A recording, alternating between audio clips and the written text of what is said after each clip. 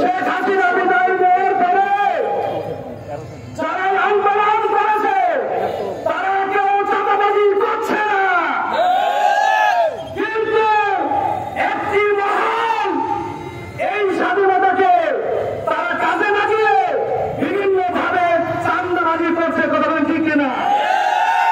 আমির জামাত ঘোষণা দিয়েছেন আমরা চাঁদা নেব না, চাঁদা দেব না। আমির জামাত ঘোষণা দিয়েছেন আমরা দুর্নীতি করব না, আমরা দুর্নীতি করতে দেব না ইনশাআল্লাহ। 24 সেই দিন 5 আগস্ট আমরা যে সমস্ত ভাইদেরকে হারিয়েছি, সেই ফ্যাসিস্টের কারণে হারিয়েছি, আজকে তাদের কাছে আমরা জবাব চাই। আবু সাইদের বাবা কালকে বলেছিল সমস্ত ছেলেদেরকে খুঁজে পাই, আমার আবু সাইদকে তো খুঁজে পাই না।